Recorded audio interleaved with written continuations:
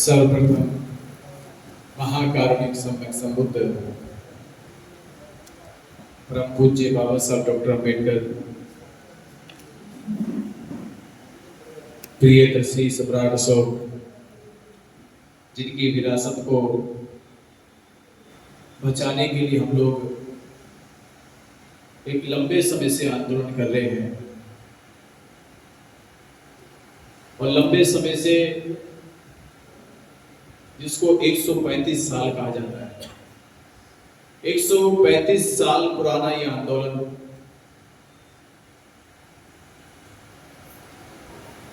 इतना पुराना आंदोलन और इतने लंबे समय से चलने के बाद भी इस आंदोलन की सफलता, इसकी कामयाबी आज भी लगता है समाज से कोसों दूर है। 2 बार आंदोलन अनागारिक धम्पाल जी के नेतृत्व में हुआ।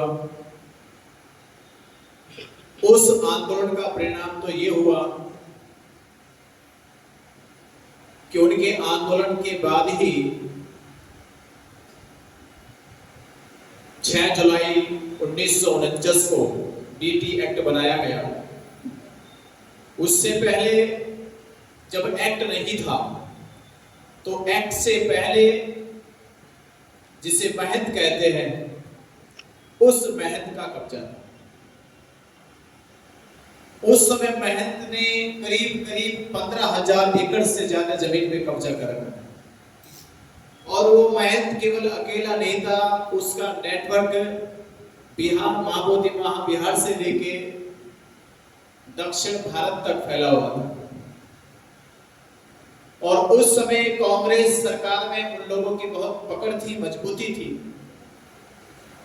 पर अनागारिक धम्पाल जी ने कोलकाता में रहते हुए दिल्ली तक और दिल्ली से देश विदेशों की यात्रा करी और देश आजादी के बाद जो फैसला 1920 में आना चाहिए था, 1920 को भी कमेटी बैठी थी, पर कमेटी ने कहा कि महात्मा गांधी से इसमें सलाह मशवरा कर लिया जाए। तो महात्मा गांधी ने सलाह मशवरे में कहा ये हमारा आपसी मामला है और आजादी के बाद इसको हल कर लिया जाएगा। तो आजादी के बाद हल क्या हुआ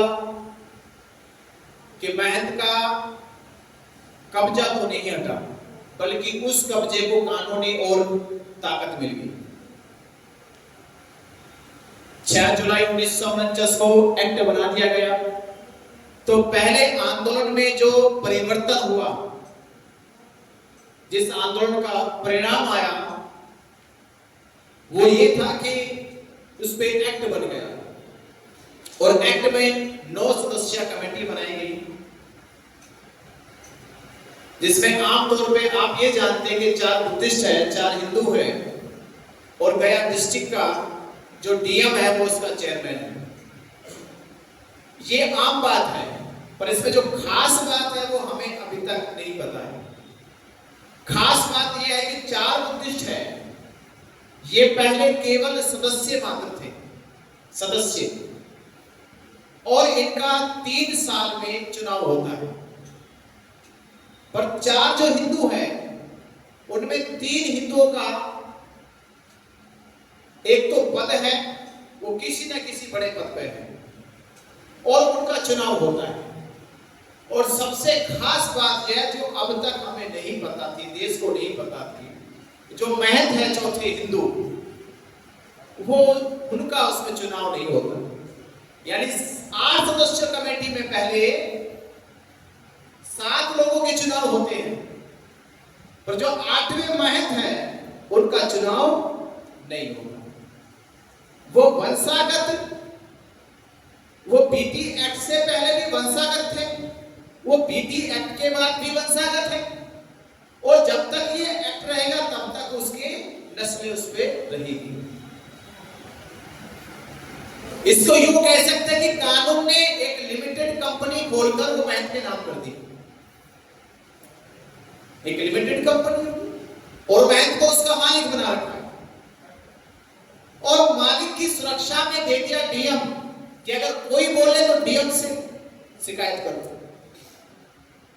वो चेयरमैन इसलिए नहीं बनाया गया, चेयरमैन इसलिए बनाया गया कि अगर महंत के खिलाफ कोई जाए तो डीएम एक्शन लेगा और डीएम इसलिए एक्शन लेगा कि वो अपने आप को समझेगा कि मैं चेयरमैन हूं, मैं इसका चेयरमैन हूं, तो चेयरमैन होने के नाते उस पर वो एक्शन लेगा और उसी एक्शन का परिणाम था कि हमारे ऊपर फर्जी मुकदमे किए गए। तो ये तो पहले आंदोलन का परिणाम आया। दूसरा आंदोलन भंते सुरेश ससाई के नेतृत्व में हुआ। वह आंदोलन चला, उस आंदोलन का परिणाम यह आया कि बीटी एक्ट तो खत्म नहीं हुआ और जो मांग थी संशोधन की वो मांग में नहीं पूरी हुई। सरकार ने उसमें केवल 2 प्रकार के संशोधन करे। पहले जो 25 सदस्य थे उनको सचिव बना दिया और जो डीएम पहले हिंदू अनिवार्य होना था अब उसमें यह कर दिया कि वो डीएम कोई भी धर्म का हो सकता है। ये 2 छोटे से संशोधन करे पर लड़ाई फिर भी जैसी थी वैसी रही। हमने केवल संशोधन के लिए आंदोलन नहीं किया, अब उस आंदोलन को चलते चलते आज 135 साल 134 साल हो चुके हैं। 134 साल के बाद भी लड़ाई जैसी 134 साल पहले थी 134 साल के बाद भी 134 साल समझते कितना होता है? अगर 20 साल 25 साल की एक पीढ़ी लगाए तो 5-6 पीढ़ियां चली गई। इतना पुराना आंदोलन और उतने पुराने आंदोलन में आज भी हमारा समाज कहता है बीटी एक्ट क्या है, महाबोधि महाविहार का आंदोलन क्या है। इतने साल गुजरने के बाद भी देश के बुद्धिस्ट अम्बेडकरवादी बहुजन समाज को यह नहीं पता है कि महाबोधि महाविहार बुद्धिस्टों का है या हिंदुओं का।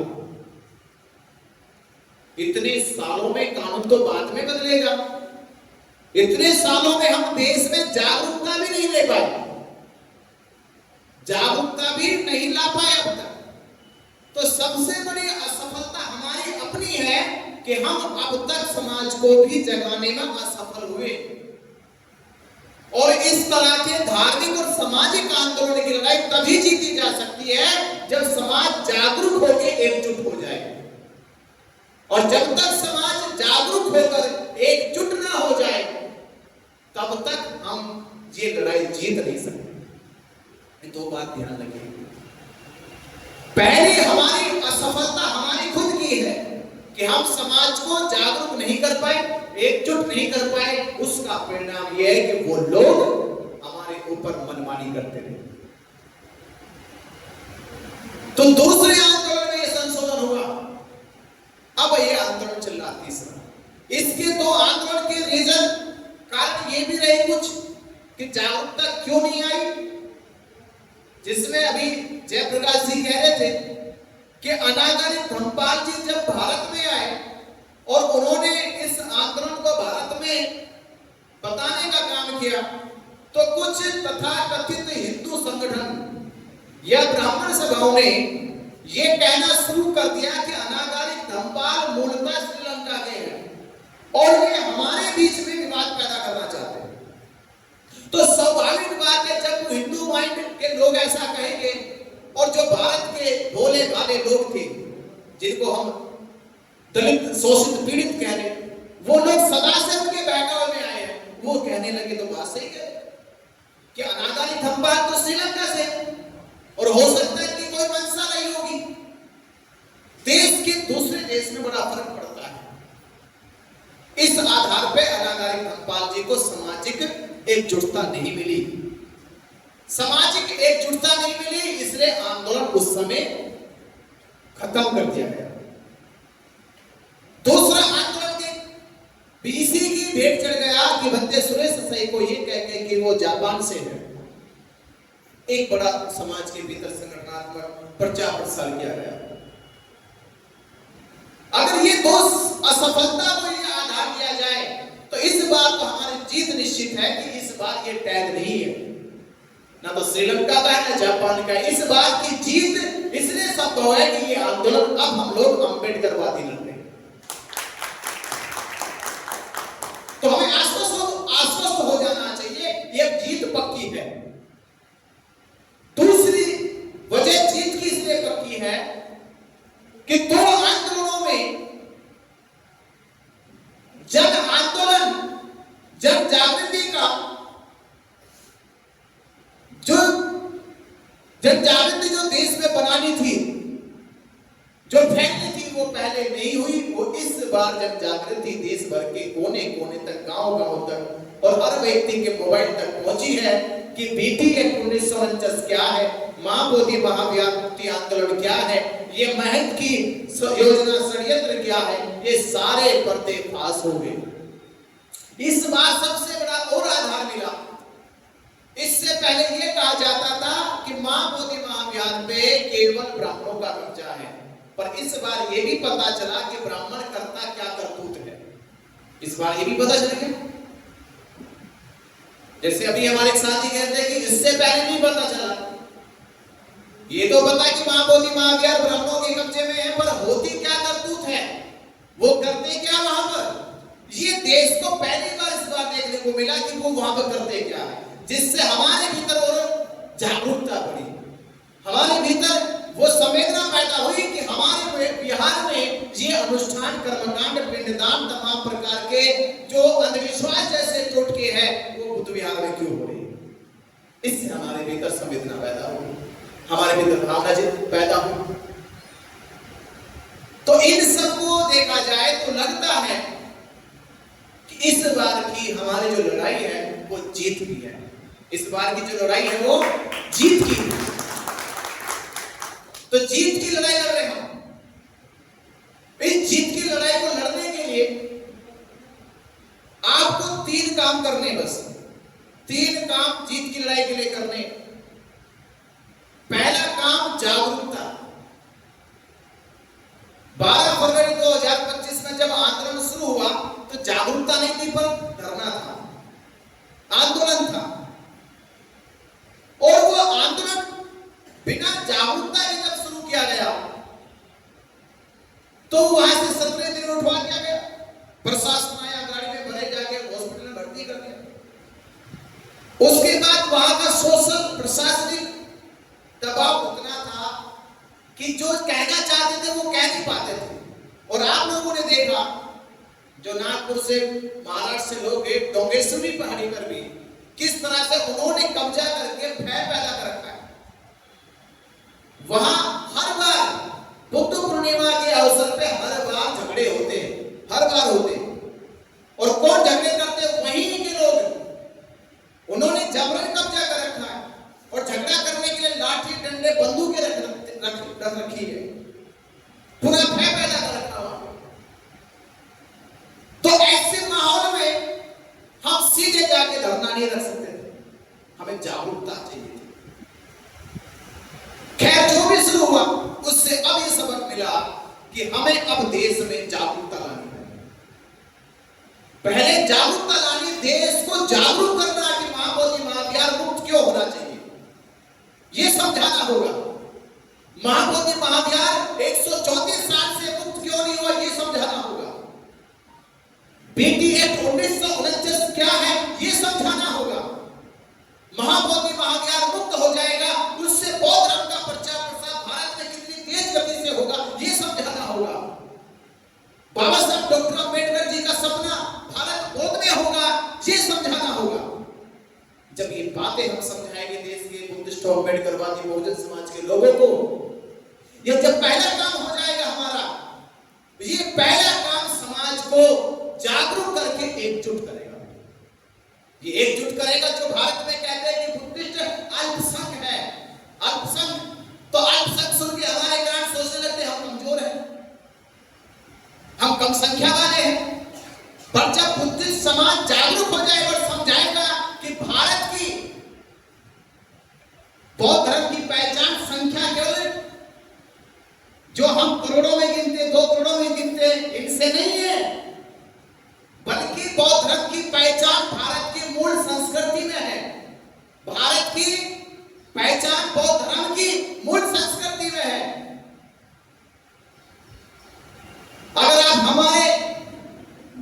देश के जितने भी राष्ट्रीय चिन्ह बनाए गए, राष्ट्रीय सिंबॉलिक बनाए गए, उन सिंबॉलिक को जब हम देखते हैं तो वो सारे सिंबॉलिक बौद्ध धर्म के हैं।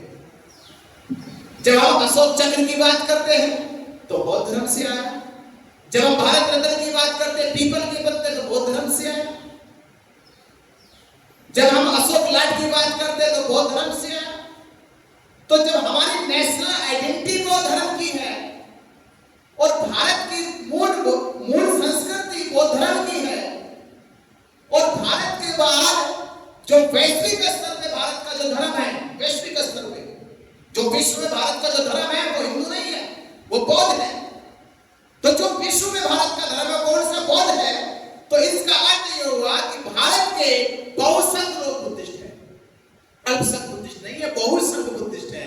बस इन बहुसंख्यक बुद्धिस्टों को जागरूक करके एकजुट कर देना है, और जिस दिन एकजुट हो जाएंगे उस दिन सरकार कहेगी कि महाबोधि महाव्याप्त महा है। इसलिए नहीं कह पारी का अल्पसंख्यक है, क्योंकि सुप्रीम कोर्ट को भी कहना मजबूरी था कि जब हिंदुओं ने जागरूकता फैलाकर एकजुटता लेकर आए तो सुप्रीम कोर्ट की मजबूरी बन गई ये कहना कि ये करोड़ों हिंदुओं की आस्था का मामला है। अब करोड़ों हिंदुओं को बैन नहीं कर सकते। तो जब बुद्धिस्ट भी ये कहेंगे देश में कि बुद्धिस्ट लाखों में नहीं है, वो भी करोड़ों में है, उसी जजमेंट के आधार पर अगर मामला सुप्रीम कोर्ट से हल होगा, उसी जजमेंट के आधार पर फिर चीफ जस्टिस या कोई भी जस्टिस कहेंगे कि ये करोड़ों बुद्धिस्टों की आस्था का मामला है, तो हल होगी बात। तो इस समय देश में हमें जागरूकता लाके एकजुटता लानी है। तो दो काम पहले ये करने, और तीसरा काम है इस काम को रुकने नहीं देना, क्योंकि दो देश के आंदोलन में आपने गैप डाल दिया, स्पेस डाल दिया। 135 साल के बाद हम ये क्यों करें कि ये जो आंदोलन दोबारा शुरू हुआ, ये दोबारा जो आंदोलन शुरू हुआ, इसको शुरू होने में 35 साल फिर क्यों लगे? पहले चालू क्यों नहीं रहा? क्योंकि हमने इसे रोक दिया। तो तीसरा काम ये करना, आंदोलन को रोकने नहीं देना। मैंने एक चीज कही कि जितनी भी बौद्ध संस्थाएं हैं, जितने भी बुद्ध विहार हैं, बौद्ध संस्थाएं बौद्ध धर्म का प्रचार प्रसार कर रही है, बुद्ध विहार बौद्ध धर्म का प्रचार प्रसार कर रही है, और बौद्ध धर्म के प्रचार प्रसार में जो जड़ है, जो जड़ जैसे किसी पेड़ की जो जड़ होती है वो क्या है? वही उसकी बुनियाद है। अगर जड़ें सूख जाए तो पेड़ का कोई अस्तित्व नहीं है। उसी प्रकार भारत के सभी बौद्ध विहारों का, भारत के सभी बौद्ध संस्थाओं का जो अस्तित्व है वो महाबोधि महाविहार है। अगर कोई सूख गया, अगर वही हमारे हाथ नहीं रहा, तो ये तमाम बुद्ध विहार भी, तमाम बौद्ध संस्थाएं भी पनप नहीं सकती, क्योंकि वो ताकत है उसमें। तो जिस दिन हम ये कारवां लगातार अपनी बौद्ध संस्थाओं में, अपने एजेंडे में, अपने उद्देश्य में, सबसे पहला उद्देश्य ये होना चाहिए कि महाबोधि महाविहार मुक्त हो, बुद्ध विहारों पर वंदना हो, धर्म का प्रचार प्रसार हो, उस प्रचार प्रसार में महाबोधि महाविहार का जिक्र होना चाहिए। जब ये जिक्र रोज शुरू हो जाएगा, हर विहार में, हर संस्थाओं में शुरू हो जाएगा, तो हम चंद महीनों में ही जागरूकता अभियान सफलता की ओर लेके जाएंगे, और चंद महीनों में पूरे देश के बुद्धिस्टों को एकजुट करेंगे। तो हम कह रहे सफलता जल्द ही हमारे नजदीक है। आने वाली 12 फरवरी को 1 साल हो जाएगा, इसको 12 फरवरी 2026 को 1 साल हो जाएगा। तो हम सबको एक लक्ष्य बनाना होगा कि आने वाली 12 फरवरी तक लगातार देश में जागरूकता और एकजुटता के अभियान चलाने होंगे। ये एक जागरूकता और एकजुटता के अभियान 12 फरवरी को हमें वो संकल्प पूरा करना होगा कि भारत में बुद्धिस्ट अल्पसंख्यक नहीं है, बहुसंख्यक है, और दिल्ली में वो बहुसंख्यक आबादी बुद्धिस्टों की दिखनी चाहिए। और जिस दिन बुद्धिस्टों की आबादी है 12 फरवरी को 2026 में, जब करोड़ों की आबादी बुद्धिस्टों की दिखाई देगी, उस दिन सरकार की आंखों में आंख डालकर कह सकते हैं ये बुद्धिस्टों का बुद्ध विहार है। और इस आधार में है कि भारत का हर बौद्ध जानता है, इतिहास के पन्नों को पढ़ के आया है, इतिहास जानकर आया है। तो कहते हैं कि लोकतंत्र में जिसके साथ बहुमत हो जाता है उसके साथ परिवर्तन हो जाता है। तो आपको ये बहुमत बुद्धिस्टों का लाना होगा। इसके लिए हमें जो प्रयास आप लोग करना शुरू किए कि महाबोधि महाविहार एक चीज कहता चलो और मैं इसमें कि मुक्त क्यों करना है और कैसे करना है। बाबा साहब डॉक्टर अंबेडकर जी ने 14 अक्टूबर 1956 को बौद्ध धर्म की दीक्षा ली और आज की स्थिति में हम कहते हैं भारत में बौद्ध धर्म का प्रचार उतनी तेज गति से नहीं होता जितना अन्य संस्थाओं या जितनी वो धार्मिक संस्थाओं का होता है। हम लोग बहुत मेहनत करते हैं, बौद्ध धर्म का प्रचार करते हैं, पर हमारी संख्या नहीं बढ़ती। हमारी संख्या क्यों नहीं बढ़ती? और बाबा साहब डॉक्टर अंबेडकर जी का सपना साकार क्यों नहीं होगा? तो आप ध्यान दीजिएगा, महाबोधि महाविहार केवल देश का तो नहीं है, दुनिया भर के बुद्धिस्टों का है। और एक गणित में आपको बताऊं, राम मंदिर ये भारत के हिंदुओं का है, विदेश के हिंदुओं का नहीं, भारत के हिंदुओं का। तिरुपति बालाजी भारत के हिंदुओं का, शिरडी साईं मंदिर भारत के हिंदुओं का। अब आपको मालूम होगा राम मंदिर, तिरुपति बालाजी, शिरडी साईं मंदिर पे करोड़ों का दान आता है, करोड़ों का दान आता है। और कहां से आता है? भारत के हिंदुओं से आता है। केवल महाबोधि महाविहार केवल भारत के बुद्धिस्टों का नहीं है, 56 देश के बुद्धिस्टों का महाविहार है। अब आप सोचिए, जहां भारत के हिंदू केवल भारत में अपने मंदिरों को इतना दान देते हैं, तो 56 देश के बुद्धिस्ट महाबोधि महाविहार को कितना दान देते होंगे? इनसे तो 10 गुना हो जाएगा, 10 गुना दान आता होगा। 10 गुना दान आने के बाद भी आज तक बीटीएमसी ने बौद्ध भिक्षुओं के लिए प्रशिक्षण केंद्र नहीं खोले, ट्रेनिंग सेंटर नहीं खोले, जबकि बौद्ध धर्म की पहली प्राथमिकता है शिक्षित करने की, शिक्षा देने की।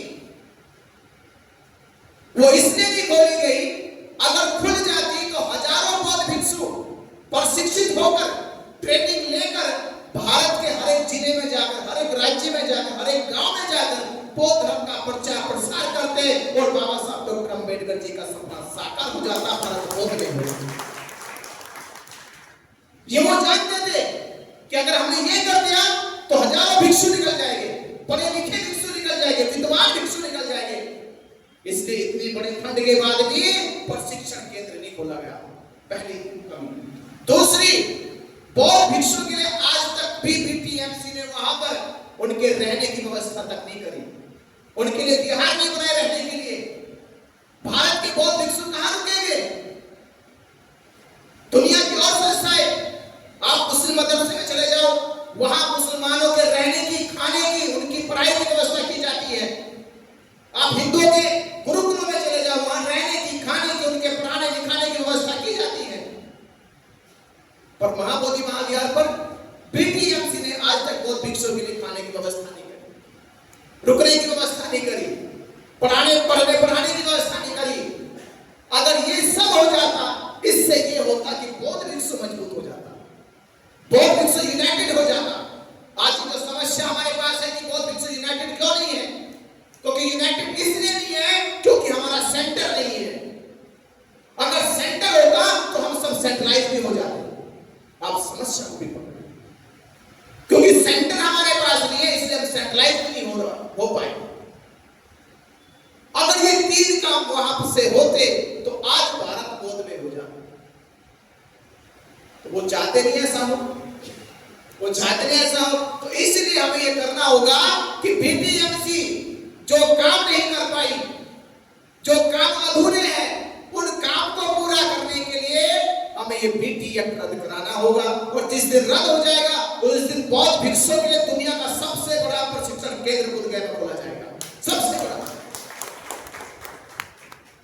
थाईलैंड छोटा सा देश है, छोटा सा देश, उन्होंने जो बनाया पे, जो वहां में संग्रहालय बनाया गया, उतनी बड़ी बनाएगी कि दुनिया भर की जितने बौद्ध भिक्षु आते हैं, उनके खाने की, रुकने की व्यवस्था होती है। वो छोटा सा देश, हम भारत के बौद्ध, हम तो यहां से जड़े हैं, भारत से जड़े ना। आप छोटा सा नेपाल को जाकर देखिए, नेपाल को लुम्बिनी, केवल वहां सिद्धार्थ गौतम का जन्म हुआ, सिद्धार्थ गौतम का जन्म हुआ, वो इतना प्रमुख स्थान नहीं जितना बोध गया है। लुम्बिनी को भी नेपाल सरकार ने 5 किलोमीटर रेडियस को खाली करा रखा है। 5 किलोमीटर को, बोले 5 किलोमीटर में कोई बिल्डिंग, कोई फैक्ट्री, कोई निर्माण नहीं हो सकता। ये 5 किलोमीटर का एरिया सिद्धार्थ गौतम की जन्मस्थली है। ये जन्मस्थली है, इसमें कोई बिल्डिंग नहीं बन सकती। उससे भी बड़ा स्थान बोध गया है कि ये ज्ञान स्थली है, जिसने संसार को मार्ग दिखाया, जहां से संसार को दुखों से मुक्ति का मार्ग मिला है। और वहां महाबोधि महाविहार एक छोटे से कोने में है। चारों तरफ मंदिर, बिल्डिंग, दुकान, मार्केट बना दी है। जितने इंटरनेशनल धार्मिक स्थल है, मक्का मदीना देखिए, 20-20 किलोमीटर तक एरिया खाली है। 20-20 किलोमीटर तक। यरूशलेम जाके देखिए, 20-20 किलोमीटर तक एरिया खाली है। अभी राम मंदिर बनाया, इन्होंने पूरा का पूरा चकबंदी कर डाली। अभी मुझे जानकारी है आसपास के सारे जो छोटे छोटे पहाड़ थे वो तोड़े जा रहे हैं। कई हजारों एकड़ जमीन खाली कराई जा रही है। वो केवल यही के हैं, गांव के गांव खाली हो गए उसकी शोभा बढ़ाने के लिए। तो राम मंदिर भारत का है, महाबोधि महाविहार दुनिया का है, तब भी उसकी व्यवस्था के लिए आज तक ब्रिटिश ने एक्शन क्यों नहीं लिया? वो इसलिए नहीं लिया कि ये दफन हो जाए, ये यहीं पर 4 दीवारी में कैद हो जाए। इसलिए हमें बीटी एक्ट रद्द कराना होगा। और जिस दिन बीटी एक्ट रद्द होगा, मैं आपको कह रहा महाबोधि महाविहार की जितना पूरा बोध गया है ना, आप बोध गया घूमे हो, वो पूरा बोध गया महाबोधि महाविहार की जमीन पे बसा हुआ है। आंकड़े बताते 1600 ईस्वी के कि 50,000 एकड़ से ज्यादा जमीन महाबोधि महाविहार की है। भारत में इससे ज्यादा जमीन किसी के पास नहीं थी, पर आज महाबोधि महाविहार के पास कितनी है? आप इसका परिसर देखो कितना है, 5-10 एकड़ में बस के ऊपर है। 5 एकड़ जमीन पर है यार। इंटरनेशनल वर्ल्ड हेरिटेज है। इससे क्या होगा? हमारा प्रचार, हमारा मनोबल रुक गया, थम गया। इसलिए ये एक्ट रद्द कराना होगा। तो ये बहुत बड़ा परिवर्तन है। ये परिवर्तन अगर बीटी एक्ट रद्द होगा, आप उस दिन सोचिए भारत में बौद्ध धर्म की दशा क्या हो जाएगी, क्या परिवर्तन आएगा। बुद्धिस्टों का, अम्बेडकर वादियों का, बहुजन समाज का मनोबल कितना ऊंचा चला जाएगा कि 134 साल पुरानी लड़ाई जीत ली हमने। आप देखना वही आगाज आएगा जो आगाज 14 अक्टूबर 1956 को बाबा साहब अम्बेडकर जी की दीक्षा में आया था। लोग रातों रात, रोज के रोज, महीने का महीने, सालों के साथ लाखों लोग दीक्षित होना शुरू हो जाएंगे। जब महाबोधि महाविहार में बुद्धिस्टों की एंट्री हो जाएगी, उसका मतलब होगा बाबा साहब अम्बेडकर जी जो कहते थे कि मैं बौद्ध धर्म केवल इसलिए नहीं लेता कि मेरा व्यक्तिगत कल्याण होगा, बल्कि इसलिए भी ले रहा हूं कि मेरे आने वाले समय में मेरे समाज का अंतरराष्ट्रीय सम्मान होगा। अंतरराष्ट्रीय सम्मान होगा। ये बौद्ध धर्म मेरे समाज को अंतरराष्ट्रीय सम्मान दिलाएगा। तो जिस दिन महाबोधि महाविहार में हम लोग प्रवेश कर जाएंगे, उस दिन 56 देश के लोग हमें आदर और सम्मान से देखेंगे, हमारा सत्कार करेंगे। उस दिन हम सामने टेबल पर बैठकर उनसे बात कर सकते हैं। पर आज किससे करते हो? वो सरकारों से करते हैं। भारत में सरकार ने एक बुद्धिस्ट संगठन बना रखा, आईबीसी। भारत के और भारत के बाहर जितने बुद्धिस्ट कंट्री है उनको कोऑर्डिनेट करता है। और भारत के बुद्धिस्टों को पता नहीं कि आईबीसी है क्या। भारत के बुद्धिस्टों को नहीं पता। और आईबीसी दुनिया भर की बुद्धिस्ट कंट्रियों को कंट्रोल कर रहा है, कोऑर्डिनेट कर रहा है। तो ये सब इसलिए हो पाता है जो हमने भारत में बुद्धिस्टों के अस्तित्व को ताकत में नहीं रखा है, मजबूत नहीं करा, जिंदा नहीं करा उसे। तो इस बार ये बारी है कि हमें इस बार ये जो लड़ाई शुरू हुई है, इसमें महाबोधि महाविहार की मुक्ति के साथ साथ हमें भारत में बुद्धिस्टों की व्यवस्था को मजबूत करना है, ताकत को मजबूत करना है। हैरानी की बात होती है, तिब्बत छोटा सा देश चाइना से डर गया, छोटा सा देश, और वहीं से निकले दलाई लामा दुनिया के इंटरनेशनल धर्मगुरु बन गए। छोटे से देश से उनकी एकजुटता देखिए, उनका समर्थन देखिए। और भारत तिब्बत से 100 गुना बड़ा है, 100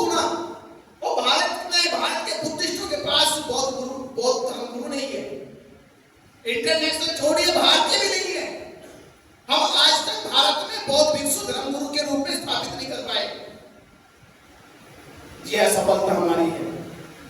तिब्बत ने इंटरनेशनल कर दिया, भारत केवल राष्ट्रीय धर्मगुरु नहीं दे पाए। जबकि भारत में राष्ट्रीय मौलाना है, भारत में राष्ट्रीय जैन मुनि है, राष्ट्रीय सिख गुरु है, राष्ट्रीय हिंदू गुरु है, राष्ट्रीय ईसाई गुरु है, पर भारत में राष्ट्रीय बौद्ध गुरु नहीं है। किसी का नाम बता दो, है ही नहीं। इसका मतलब यह हुआ कि भारत में बुद्धिस्टों का अस्तित्व खतरे में है। इस अस्तित्व को भी बचाने के लिए ये लड़ाई लड़ती है। तो हमें अभी जो अभियान हमने जेल से निकलने के बाद कहा और जेल में जाने के बाद जो अनुभव हुआ, हमारे जेल जाने के बाद 2 दिन के बाद धरना उठ गया, मैं उस पर चर्चा नहीं करूंगा। वो जो षड्यंत्र हुआ उसके बाद बहुत लंबा समय चर्चा होती रहेगी। उसके बाद हमने पटना में कहा कि धरना खत्म हुआ है पर आंदोलन खत्म नहीं हुआ। धरना खत्म हुआ, धरना हटा हुआ से, पर आंदोलन नहीं हुआ। आंदोलन देश में और बुद्धिस्टों में जिंदा है और चल रहा है। अब इस आंदोलन की गति को तेज करना होगा। हमें जागरूकताएं, यात्राएं, सभाएं करनी होगी और आने वाली 12 फरवरी 2026 तक हमें देश के करोड़ों बुद्धिस्टों को एकजुट करना होगा। इस संकल्प के साथ और इस उम्मीद के साथ हम सबको मिलकर 17 अगस्त दिशा भूमि से चैत्य भूमि तक पंचशील धम्मध्वज यात्रा शुरू की जा रही है। इस पवित्र यात्रा का उद्देश्य महाबोधि महाविहार को मुक्त कराना, इस यात्रा के तहत समाज में जागरूकता लाना, एकजुटता लाना और आने वाली 12 फरवरी 2026 तक करोड़ों संख्या में बुद्धिस्टों को दिल्ली में बैठाकर सरकार के साथ आंख में आंख डालकर यह प्रस्ताव रखना, महाबोधि महाविहार मुक्त करो और पीटी एक्ट आज ही रद्द करो। ऐसा होना चाहिए और ये होगा ही क्योंकि हमने करके दिखाया है। 2 अप्रैल 2018 को आपने एक ही दिन में तो किया था, एक ही दिन में तो किया। यानी हमारे पास तो उदाहरण है। हम ये नहीं कह सकते उदाहरण है कि हमने 2 अप्रैल 2018 को एक ही दिन में सरकार को मजबूर करके अध्यादेश लाने पे उसे बैठना पड़ा, सोचना पड़ा। ये काम तो हम करके आए हैं, तो ये काम फिर कर सकते हैं। तो आप सभी साथियों से दिल्ली में हुई 5 और 6, 7 जून की मीटिंग में जो निर्णय लिया गया था कि भारत में एक महाबोधि महाविहार मुक्ति के लिए एक यूनाइटेड, एक नेशनल यूनाइटेड संगठन नहीं कि 10-20 लोगों को लेकर देश भर को यूनाइटेड करने के लिए, जिसमें देश के हर एक राज्य का प्रतिनिधि हो, देश के प्रत्येक राज्य का प्रतिनिधि हो, और सभी प्रतिनिधियों को लेकर दिल्ली में जो बैठक हुई थी और हमारे जेल जाने से पहले हमने वो विचार विमर्श 12 मई को किया था। बुद्ध पूर्णिमा के दिन हमने विचार विमर्श किया और महाराष्ट्र के सम्मानित लोग बैठे थे कि ये आंदोलन आगे खतरे में है। ये मैं जान चुका था खतरे में है। ये खतरा टल जाए उसके लिए हमें यूनाइटेड होना होगा। ये बात खबर फैल गई कि खतरे का पता चल गया और 13 तारीख को वो हादसा हुआ। 13 तारीख को हादसा और 15 तारीख को धरना खत्म हो गया। ये सच्चाई सबको मालूम है और हम ये करेंगे जो हमने 12 तारीख को कहा था कि यूनाइटेड करने के लिए 5 और 6, 7 जून को मीटिंग दिल्ली में हुई, उसी को मैं फिर कह रहा हूं कि हमें यूनाइटेड करना है। यूनाइटेड हो जाएगी तो देश के हर राज्य का प्रतिनिधि वो अपनी लड़ाई लड़ेगा। वो ये नहीं कहेगा कि मैं फला राज्य के साथ हूं या किसी दूसरी संस्था के साथ हूं। ये यूनाइटेड संस्था होगी। ये यूनाइटेड संस्था केवल महाबोधि महाविहार की मुक्ति के लिए होगी। इसका दूसरा कोई उद्देश्य नहीं होगा। ये उद्देश्य पूरा होने के बाद महाबोधि महाविहार खुद एक उद्देश्य और सब उद्देश्यों की पूर्ति कर देंगे। तो मेरी आपसे अपील है, उस समय BSS यानी बुद्धिस्ट समन्वय संघ नाम से एक नाम निकाला गया और वो नाम मुझे लगता है जब मैं जेल से बाहर आया तो वो कई राज्यों के लोग उसमें सक्रिय हो गए, काम करने लगे, प्रोग्राम लगाने लगे और लगातार प्रोग्राम आ रहे हैं, लोगों ने प्रोग्राम रखे हैं। तो मेरी भी आपसे ये अपील है, आपके द्वारा संस्था बनाएंगे वो संस्था भी उसी में से जो भी नाम अपने समिति से निकालोगे वो लोग भी इसमें जुड़कर महाराष्ट्र से एक राज्य स्तरीय बीएसएस में काम करने का दायित्व निभाए, संभाले। और मैं ये भी उम्मीद रखता हूं कि आज जिस उद्देश्य को लेकर मीटिंग की गई, जैसे जानकारी मुझे हुई कि संस्था जन जागृति अभियान समिति के तहत कुछ सदस्य जो महाबोधि महाविहार में पूर्ण रूप से समर्पित होकर इस कारवां को आगे तक लेके जाएंगे, वो बीएसएस के सदस्य बनेंगे, पदाधिकारी बनेंगे और महाराष्ट्र राज्य की कमान को संभालेंगे। तो मैं आपसे वही उम्मीद रखता हूं कि जल्द से जल्द समिति उन सभी साथियों की घोषणा करे जो बीएसएस में जुड़कर महाराष्ट्र राज्य की कमान को संभालेंगे और इस आंदोलन को गति देंगे। और हम सब लोग मिलकर जो मीटिंग हुई थी उस मीटिंग के आधार को भूलते हुए किन लोगों ने बनाई, किन लोगों ने नहीं बनाई, पर मैं आज आपको यह आश्वस्त करता हूं कि जितनी जल्दी हम लोग 10 दिन 20 दिन में जल्दी से जल्दी हर राज्य के लोगों के प्रतिनिधियों की लिस्ट बना लेंगे, उस दिन इसकी नेशनल बॉडी की घोषणा हो जाएगी और ये बीएसएस की टीम होगी जो राष्ट्र भर में हर एक राज्य में इसका प्रतिनिधि होगा, हर राज्य में इसका जिम्मेदार होगा, हर राज्य में ये बेखूबी अपने आंदोलन को चलाती रहेगी।